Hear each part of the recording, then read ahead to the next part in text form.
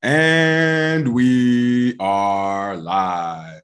Good morning, crypto warriors, and welcome back to the Gem in Crypto, episode 866. Today is Tuesday, January 4th, 2022, and I'm King.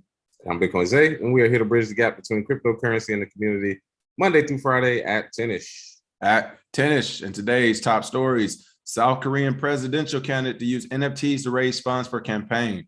Former First Lady Melania Trump congratulates Bitcoin on 13th birthday. Coinbase CEO reportedly buys LA mansion for $133 million. And Bogdanoff, I can't say that ever, Bogdanoff, crypto meme twins passed away at age 72. But first and foremost, Bitcoin Day, what's going on with those prices? Oh, yeah. So taking a look at our prices for today, Bitcoin sitting at $47,363, up 1% today. Ethereum at $3,873, up 1.7% today. Binance Coin sitting at $519, down almost 2% today. Solana at $173 is down pretty much even, but down 0.01%. Cardano at 135 is down 1%. XRP at 84 cents is up 0.28% today. Terra Luna sitting at 88.54 is down 4.5%. And last but not least, rounding out our top 10 is Polkadot at $30 is down 1% today. So not much movement, a lot of sideways movement today. Nothing really exciting going on. Do want to take a look at some of these biggest gainers. Shuna Inuverse. Oh man, they've done warped.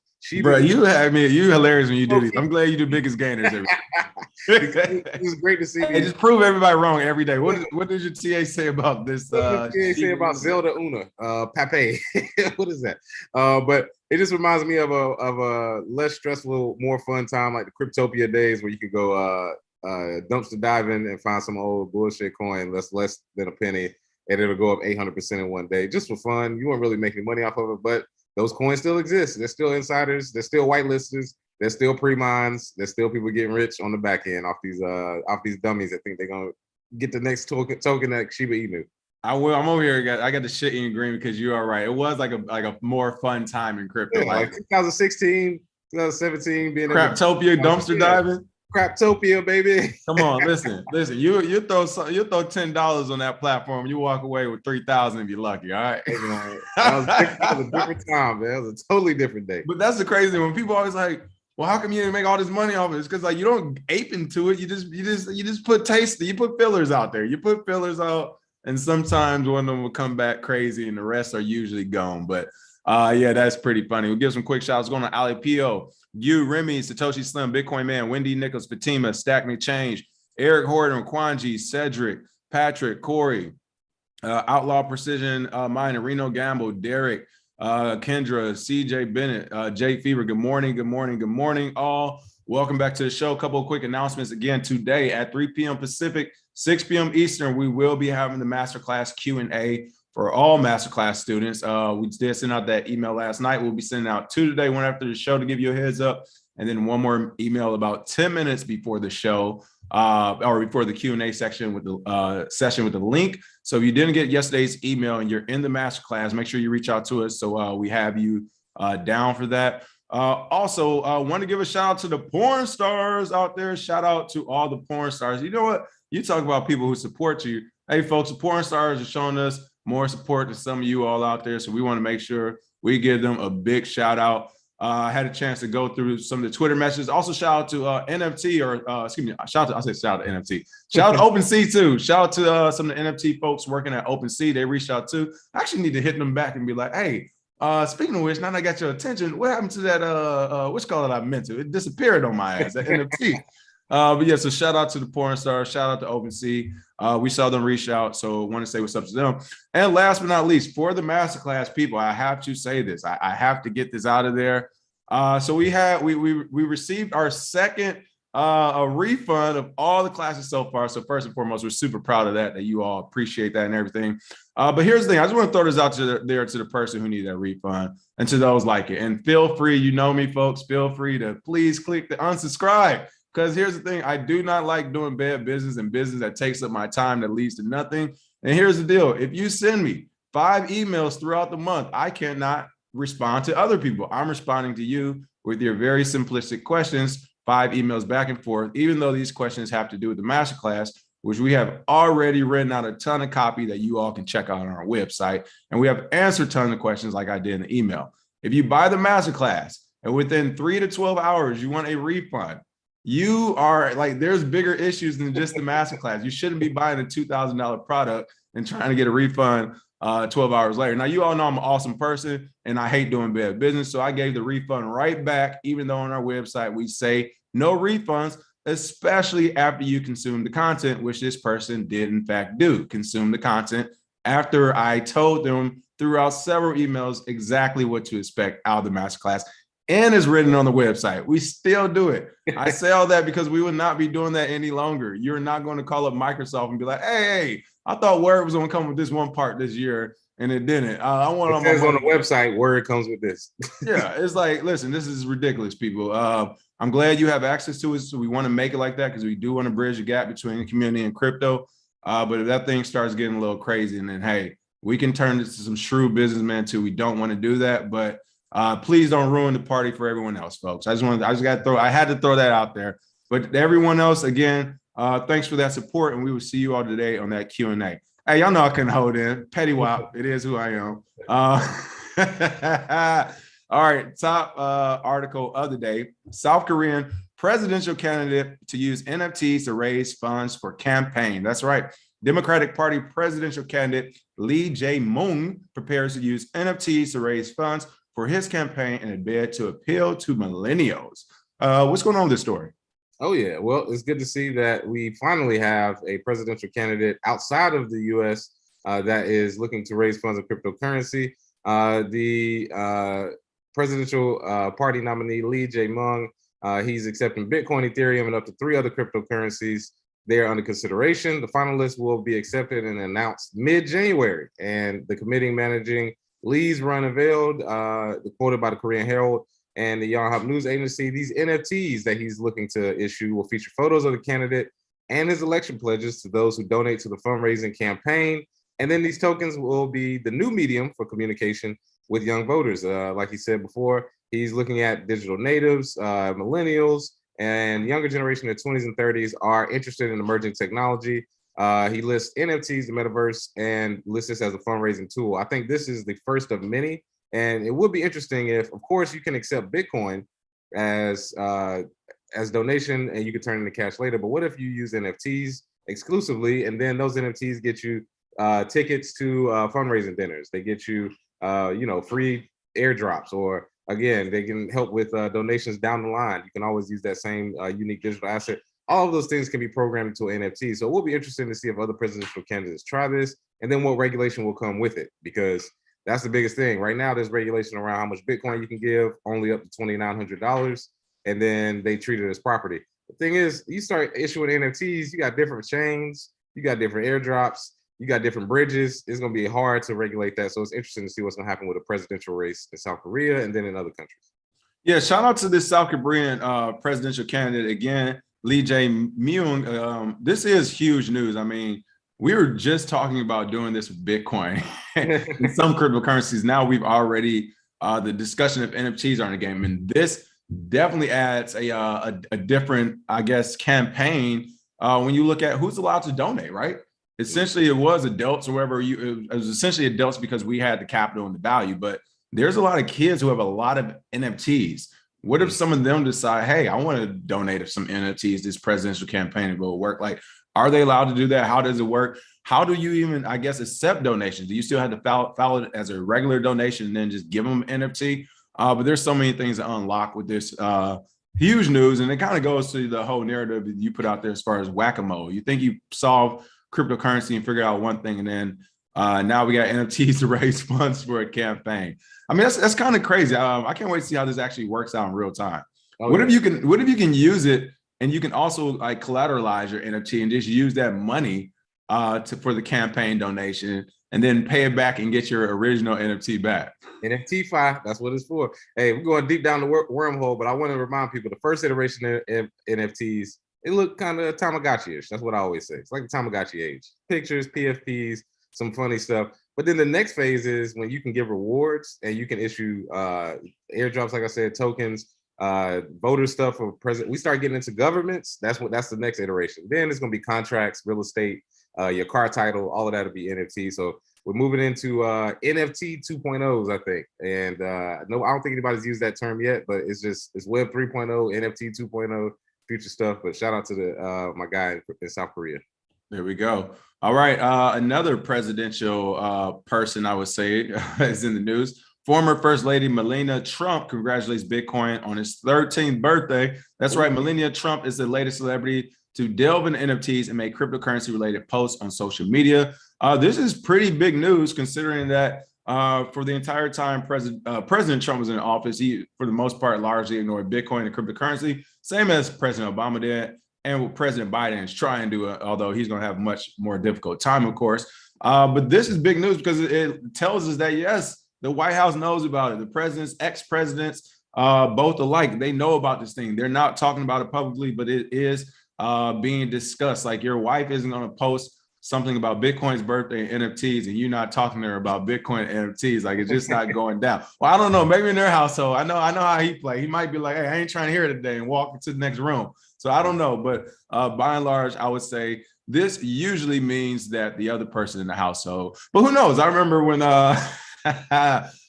Michelle tweeted out "Save Our Girls," so maybe she wasn't talking to President Obama at that time. I don't know, but usually they talk about the same things in the same household. So it looks like shortly after launching her own NFT, oh, you thought she was just doing it out of the kindness of her heart. Shortly after launching her own NFT project last month, former First Lady of the United States, Melania Trump, gave a shout out to Bitcoin on Twitter. As you can see here, it is widely reported that Bitcoin's market cap exceeds 1 trillion USD. Today marks the 13th anniversary of the Bitcoin Genesis block. Happy anniversary. Melania better quit playing because she did not tweet that. Exactly. First and foremost, she didn't tweet. That's true. Secondly, she better quit playing because what she's doing can affect national security. Like it's one thing for you and I to be talking this shit. It's something else for the former First Lady to be like, oh yeah, Bitcoin, Genesis block, all this stuff about the Financial Times, Chancellor on the brink of a bailout. Yeah, I love all that. That is not the messaging the United States wants to put out at all. So while I agree with you, she probably didn't tweet that. And this is kind of to do with her growth of her NFT project. I would say, maybe if we're very lucky, she did get bit by the Bitcoin bug, but it probably only happened because she made so much money on her NFT project. Like she made a ton of money in her NFTs and she's like, all right, now what do I do with this? Like, well, you got to transfer that over to Bitcoin. Wait, Bitcoin? They're like, yeah, you don't know about Bitcoin? And then from there, she's like, oh, I love this wonderful thing called Bitcoin. I could create a digital NFT and take home 2 million unreported. That is right. But those are my thoughts on that. What do you think about Melania Trump in this tweet? Oh yeah, I got a few thoughts. First thing, I don't think Trump discusses Bitcoin. I think she probably got this from Barron. I think his kid probably brought it up. Like, hey, you know about NFTs, you know about Bitcoin? She probably got it from him. Also, she probably had a media and NFT marketing team to tweet this out. I know she has no clue what she was looking at when she was looking at the actual transaction. She didn't know what she was looking at. But another thing about Melania Trump is she didn't do this out of the goodness of her heart. She's trying to promote her NFT. And I think because her and Trump don't even live together. I don't even think they're really together like that. She wants her own money. What better way to make your own money? Good point. You got to make it back and make it back fast. Exactly. How many housewives are going to look at their husband who they don't like and it's like, I need to make my own money. Let me NFT some stuff because I'm famous enough, and Melania is definitely famous enough to do that and then make her own money. So I think those are some of her reasons behind it. Also, I think she's conflicting with Trump simply because out of spite. That may be another thing too. She may have seen what Trump said about Bitcoin. She knows he's in deep with certain people where he has to say that. And just to spite him, she's probably like, you know what? I like Bitcoin. And then she tweets it out and it's all this hoopla on Twitter. Who knows what her reasoning is, but she's been very quiet. She was probably the quietest first lady of all time. Maybe other than Jill Biden right now, because we haven't heard anything from her. But that is true. We haven't heard nothing. Nothing gracious. But Melania is probably second quietest first lady of all time. She hasn't really said anything, so we don't know what's going on in her head. All right, now Bitcoin talk, but I got to throw it out there. Here's the reason why. We got to talk about the social dynamic. First of all, both of these presidents, President Trump and President Biden, are showing you all something that we just don't want to recognize. You said it yourself. Both of these ladies are the quietest first ladies we've ever seen. Look, we know Trump throws the pan down, period. So let's just take it at face value for what it is. He was hey, what? Look, don't get to talking in front of the cameras. Like, all right, that's what it was. That's what it was. And we're seeing the same thing with Biden. Biden likes to play the nice, smooth guy and all that. He's already shown you, like the rest of them, they won't keep up with campaign promises. I mean, this one was blatant to some communities, but I think it's the same thing. Biden is like, come on. Biden just locked up a bunch of people years ago and had that same community vote him into office. If that ain't a pimp hand, I don't know what it is. All right. He's telling his wife the same thing Trump told his wife. Hey, if it don't got nothing to do with whatever, shouldn't be talking about it publicly. And that's, I think, what's happening right now. So I'm just going to throw that out there. I'm going to throw it out there that these two men became president. They don't seem like pushovers. And they have two quiet wives, and they're two of the most outspoken out there. I mean, come on. I don't know. That's pretty interesting to me. But now back to the Bitcoin talk. Jake Fever said, what do y'all think about Chamath P? Of course, he's one of the part owners, investors of the Warriors, Golden State Warriors basketball team. What do we think about Chamath thinking Visa and MasterCard are going to lose this year, and what Web3 plays accepting payments will win? You can think of besides Alchemy Pay. So I'm not sure specifically about which Web3 plays are going to be the ones. But what I will say about Chamath, I get what he's saying about them losing out. The only reason I don't think they're going to lose out is because they're already trying to position themselves in the Bitcoin, cryptocurrency, and blockchain space. And they've been doing that. So I don't think they'll lose out totally. I mean, maybe they'll be behind the ball in some aspects because you can't move as fast with an organization that big and some of the responsibilities as far as regulation that they have. But when it's all said and done, I think a lot of these legacy companies are actually situated better than some of the startups in the space. Because startups have to move fast, break things, fail. And even if they succeed, then they have to scale and deal with regulation. And it's like so much and so hard to go through. People don't understand. But when you have Visa and MasterCard who've already scaled and went through regulation, all they had to do is adapt and change a few things or add things. I think they're in a good position. One thing I do want to talk about with that Web3 also and the VCs that Jake, or I said Jake, not Jake, what's Twitter? Yeah, that Jack threw out there about how Web3 was going to be essentially, it's not for VCs. They're trying to take it over, whatever. I will actually give Sean Bankless a hand clap on his newsletter. Now, Sean, or whoever he is, like an Ethereum, like, oh my goodness, they are squeezing the Ethereum teat till it's dry. All right. So they are all things Ethereum, Web3, and all that good stuff. So when I first started reading some of this stuff, I almost zoned out of it. I started skimming through it. His newsletter, his recent one, because I was just like, oh, this is him just trying to pump up Web3 and VCs and Ethereum. But he made an excellent point. He pushed back against the Twitter CEO Jack, essentially saying it was irresponsible and lazy to go after VCs when it comes to Web3, instead of actually going after the mechanisms that make it so that VCs can sell. And those mechanisms are the bad regulation around accredited and retail investors. He made an excellent point. I give him a hand clap about it. And I agree with it. I think not only Jack, I think I also overlooked on the show, but when it comes to VCs and Web3, it's set up like that because they are not allowing retail investors to do things in this market, period. The laws of the United States are only allowing accredited investors to jump on some of these investments, to jump on some of these projects, and so on and so forth. So they are the ones who have early access or access at all to a lot of these projects, which is why it looks like VCs are taking over the entire Web3 market.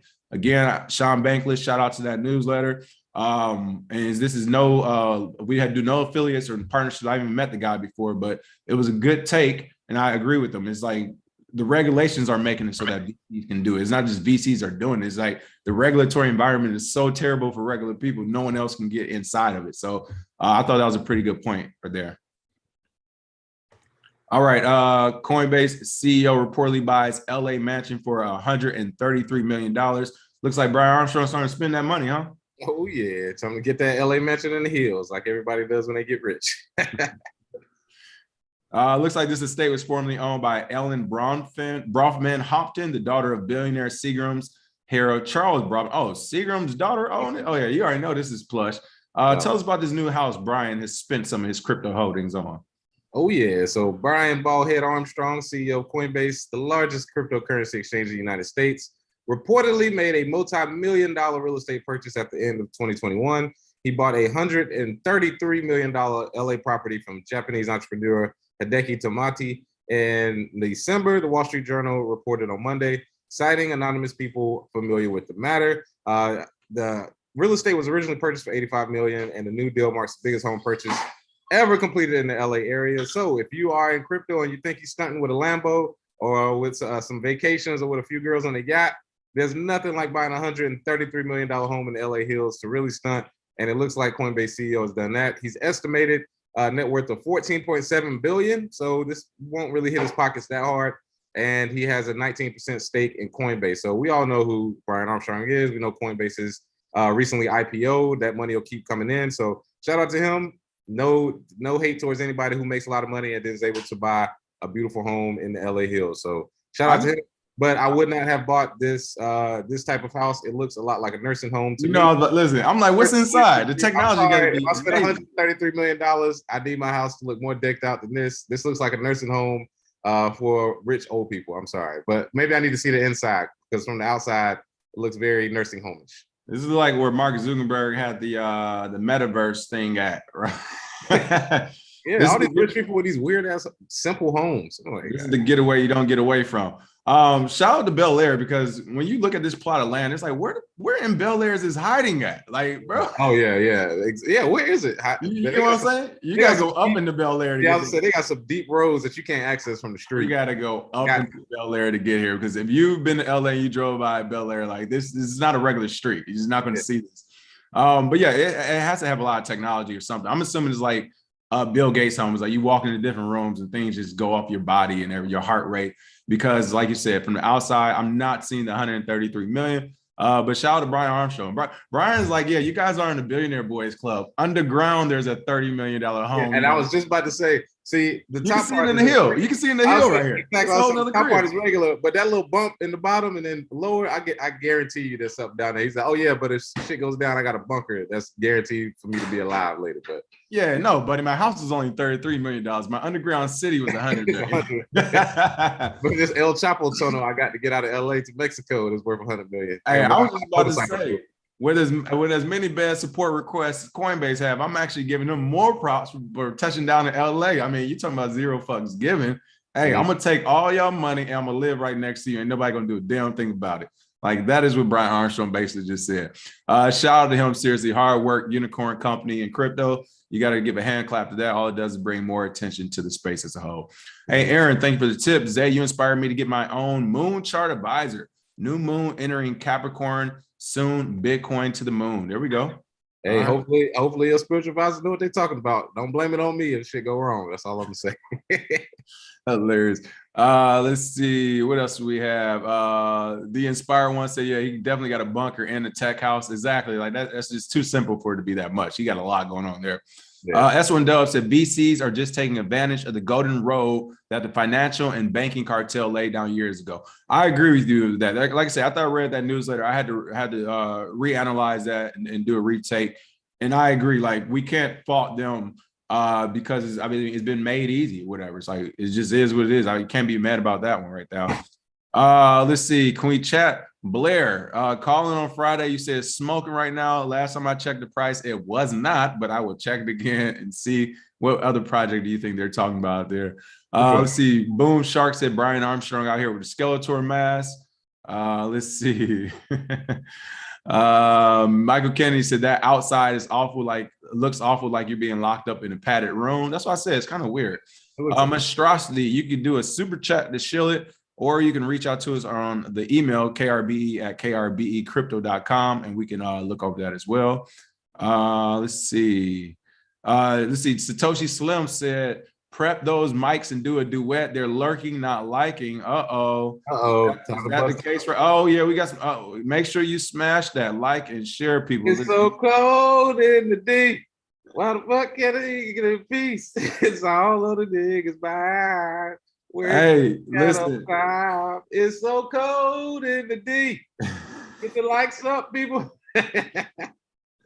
Hey, listen, shout out to everyone who's in those cold climates right now. I know the snow is crazy. Make sure if you are driving, you're being safe, whatever. I just saw some crazy car pileups the last couple of weeks. People have been sliding all around on black ice. I remember how scary that was living in the South. So definitely be careful out there if you're driving. Get your ass out of that snow. Come on down where it's warm. Miami, 85 degrees every day. Sergeant Cryptos, thanks for the tip. We can all be accredited investors. Take the Series 65 exam. There you go. Take the Series 65 exam to be an accredited investor, or get that bankroll up, baby. You know they don't play that game. All right, let's see what else we have. Last but certainly not least, I can't pronounce his name to save my life, and I hate mispronouncing this name specifically since they just passed again, but I'm going to try. Bogdanoff, there it goes. Bogdanoff crypto meme twins passed away at age 72. That's right. Behind the meme, looking at the lives of the twins whose looks were used for the famous pump, eat, and dump, eat memes. Bitcoin Zay, what can you tell us about this Bogdanoff crypto meme that I can't pronounce, man? Oh yeah, so the Bogdanoff memes, these twin characters, they were used as memes. Basically, anytime the price pumped, anytime it dumped, they would have the meme of them on the phone, basically saying pump it or dump it. I mean, this meme went out of control. It was basically turned into movies and videos and GIFs and everything else. So one of the funny things about this is that in the crypto world, the weirdness of it is what makes it the crypto world. And this is one of the things that helps with it. Memes, regular, just random people who are brought in and then basically use as memes. They were French television presenters. They actually died within a week of each other at the age of 72. That's crazy. As twins, they were hospitalized after contracting COVID, which causes COVID-19. Grishka died December 28th, and then Igor died on Monday, yesterday. Again, they were famous for, in France for back in the day, had some huge cheekbone work surgery done, which is, kind of made them stand out. And of course, this meme took off in the crypto world because of the pump it or dump it. And every time, this was crazy during the bull markets in 2017, and then also the bear markets of 2018, 2019, they were nonstop. So shout out to them. This will be a part of crypto lore or history in the future because this was a great time. And of course, viewed over 1 billion times. That's crazy for these two guys. Career was over and then they came back somehow as a meme. Yeah, shout out to them and rest in peace as well, for sure. All right. Other than that, that is the show for the day. Let's see, last couple quick comments. Let's see, 80s Sunday, 20s with snow flurries yesterday. Yeah, I keep hearing that. Somebody else was telling me a few places on the East Coast, it was like 70s a couple days ago, then it was snowing the next few days. I was like, woof. Yeah, that's crazy. That's crazy. Let's see, what else do we have in the comment section? Level 99 Slacker says using NFTs as collateral for loans was something that was previously limited to accredited investors and the wealthy, but crypto has opened it up to everyone. That is a good point, collateralizing those loans. All right, looks like that is the show for the day for the most part. Again, expect 2 emails, folks. We will be having the masterclass Q&A today. We're expecting a lot of people. So if you can, try to be there on time. For the masterclass students, we are planning on recording. I know in the past you all have asked, so if you don't want to be on video, that's fine, but we do welcome and encourage it. Again, that will be at 3 p.m. Pacific, 6 p.m. Eastern. Other than that, Bitcoin Zay, you got any announcements? That's it. Everybody with the masterclass, tune in tonight, 6 p.m. Eastern. Q&A. There it is. Make sure you smash that like and share, and be on the lookout tomorrow. We'll be having we'll have 2 AMAs this week with 2 different projects. So they'll be coming in, one tomorrow. I believe we'll be doing one Saturday, and we'll have some more guests on here in the next week or so. So be on the lookout for more news. As always, smash a like and share, and we will see you all tomorrow. Cheers. Cheers.